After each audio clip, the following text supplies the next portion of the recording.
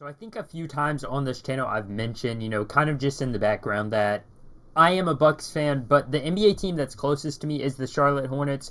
I live in South Carolina. They are obviously located right outside of South Carolina and Charlotte. So I kind of by association, by location, support the Hornets to a degree. It's not like something that I'm a diehard fan of, but I do. Like, I believe I have a Hornets hat. I have a couple of Hornets stuff. And I'm excited to see when the Hornets look good, when they have young players that could be, potentially moving forward a good player for their roster. But so far this NBA season, it seems like nothing has gone right for this Hornets organization, or the past few seasons at that. I mean, outside of the Miles Bridges situation, all of that, I don't want to talk about that today, but I just want to talk about this roster and just how far away this team is as far as being a actual competitive NBA team. Because just a few years ago, if you looked at where they're at now, you would have expected them to be, or if you looked at where they were at just a few years ago, you would have expected them to be at least a little better. But it seems like they haven't gotten any better. They got to that play-in appearance, and obviously they got blown out. They played like absolute garbage in that play-in appearance. And then since then, you kind of expected their young players to continue to get better, continue to rise, and continue to improve as players. But for whatever reason, whether, some of them left, some of them just haven't been productive, they haven't been able to improve much at all since they were in that play-in tournament appearance. I mean, obviously, losing Miles Bridges to that situation, he was a guy that last year went on an absolute tear, a guy that looked like he was going to be a very good NBA player for years to come, and losing him really does hurt.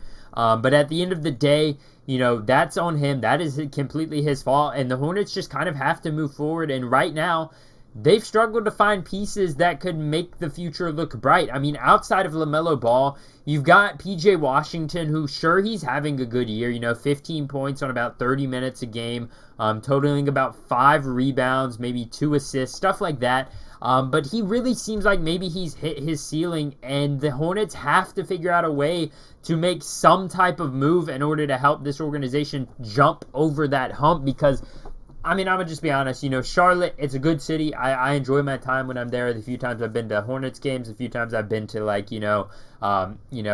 events up there, stuff like that, the convention center, all of that type of stuff. I believe they've had Comic-Con there a few different times. Charlotte Comic-Con, that is, not the really big one. But I've enjoyed my time there. But Charlotte's not exactly a major market. You're not going to attract big-name free agents. You're not going to get a guy, signing here like a superstar or anything. Even if you have the money, nobody's going to choose Charlotte over like an LA or a Miami or something like that. And that's probably something that most of you guys know. And markets do matter in the NBA. We've seen it time after time again. Small market teams just continue to get, messed up, and basically they get the short end of the stick more often than not when it comes to actually signing players or making big trades. We've seen big markets make moves or make tampering moves that don't get called out, and then we've seen small markets make the same move and it gets called out, and then we don't, the trade doesn't go through, or they get second round picks or first round picks taken away in some instances. So there's a lot working against the Hornets right now as far as a rebuild goes, and they have to really play it, kind of conservatively, because you don't want to overpay for a guy that is not an all-star, which is something that we've seen so many small market teams do throughout their, the history of the NBA. The Hornets did that with Gordon Hayward, a guy who's coming off of multiple leg injuries, a guy that obviously, sure, he's decent. He's having an okay season, 17 points per game. He's shooting 47% from the field, 35% from three. So, okay overall. But he's not what he was in Utah. Everybody knew he wasn't going to be what he was in Utah, but he had to take that money. The Hornets had to offer him more, because if not, he was going to go somewhere else. You have to overpay to get somebody to come to a small market, and typically they end up overpaying on guys that aren't even superstar or all-star players. Guys like Nicholas Batum, guys like Lance Stevenson, Al Jefferson, stuff like that.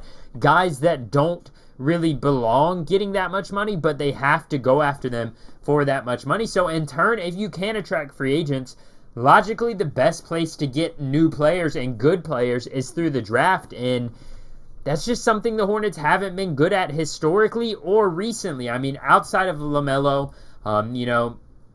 they've got, PJ Washington they drafted, who's been a good NBA player. Don't get me wrong. I don't think PJ Washington's bad. I never understood all the let's trade PJ Washington, let's get rid of PJ Washington. He's been good consistently throughout his career, but you kind of feel like, he's hit his ceiling as an NBA player. Then you've got Nick Richards, who probably one of the brighter spots on this roster this year. He's 9.7 points per game, about 6 rebounds. He's been doing crazy things on the defensive end. He just seems like he's been everywhere so far to start the season. So I've been very impressed with Nick Richards when he's gotten playing time. But then you've got Mark Williams. That whole trade situation was just a confusing mess, if you're being honest with yourselves, because nobody really understood what was going on between the Knicks and Hornets and Pistons at that time. I just still honestly don't get it, but it's still a weird situation. You've got Kai Jones, a guy who I believe they spent a first-round pick on, and he has yet to show really any impressive stuff. The guy was sitting here, out of Texas, the 19th pick in the draft, and he has yet to really honestly show anything to give that value back to the Hornets. James Bouknight, a guy that last year didn't get a lot of minutes, probably should have got more minutes if you're trying to develop your young core in a rebuild or continue the rebuild, or not even trying to rebuild, trying to get out of the rebuild. You're going to have to play your young guys, but James Bouknight, hasn't looked particularly good in 19 minutes this season. About 6 points per game, 31% from the field, 22% from 3, and just not a good defensive player. But, on top of that, he's had his struggles with, crime and getting arrested and stuff. Jalen McDaniels, sure, he's looked okay. Is he going to develop more than a good bench player? We really don't know. JT Thor, a guy we've barely seen anything of, and we don't know what he's going to develop to become. So outside of LaMelo Ball, you've really got to ask yourself the question, what are the Hornets going to do going forward? Because, you've got LaMelo, obviously, Terry Rozier, Kelly Oubre, Gordon Hayward, and Mason Plumlee.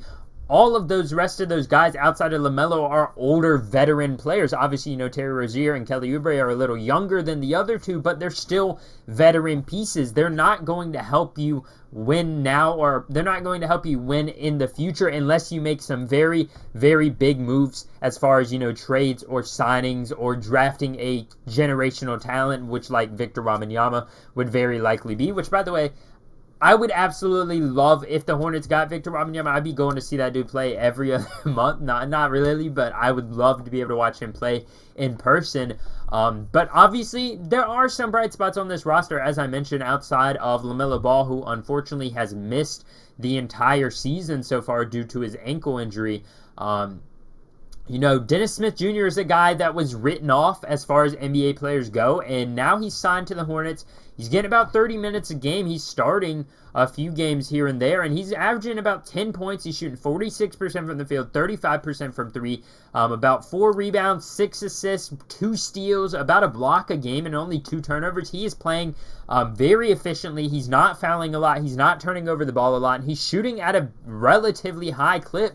And this is probably one of my favorite comeback stories right now. Dennis Smith Jr. has so much energy for the Hornets. It's just something that I think the organization really needed, a rejuvenation of the energy on this roster, a little bit of excitement. Sure, they're on a 7-game losing streak, but give them something to cheer for. Give them a little bit of excitement, and don't be shocked if he keeps playing like this. The Hornets lock him up for a longer contract or a contract extension, because I have been very, very impressed with Dennis Smith Jr. And it's not like to act like he didn't have a good start to his career. He just kind of got replaced by Luka Doncic, a guy who is all NBA, all-star, superstar caliber. Dennis Smith Jr. was never going to be that caliber, but he is a good NBA player, and I'm happy to finally see him getting another opportunity to shine for an organization. At the end of the day, it's going to be tough. There really hasn't been any time in the history of the NBA that the Hornets have been good. There's been times they've been good, but there hasn't been any time in the history of the NBA that the Hornets have been great. They've only made the playoffs a couple times across their history, so it's not like they're a team that dominated for a period, fell off, and now they just keep falling down. They've, for the most part, been a relatively poor franchise, a team that hasn't produced on the court as well as you would like them to. And that's just a disappointing thing to see, especially, with how many young prospects I feel like they've gotten over the years, just so many of them don't pan out. And LaMelo Ball is going to be a guy that, unfortunately, he looks to be a really good NBA player, but has to spend time a lot of his career on this Hornets team that just isn't able to produce anything. And hopefully they can prove me wrong. Hopefully they can turn it around soon, because I would really love to finally get to watch them to be, that a good NBA team in Charlotte. It's very entertaining when they're good, and when they're playing, close in games. So hopefully they can get that going sooner rather than later, because LaMelo's going to want to leave if they don't get it going.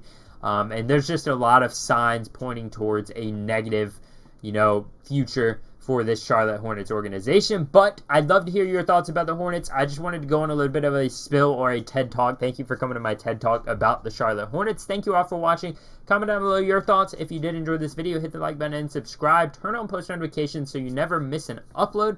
See you guys next time. Peace.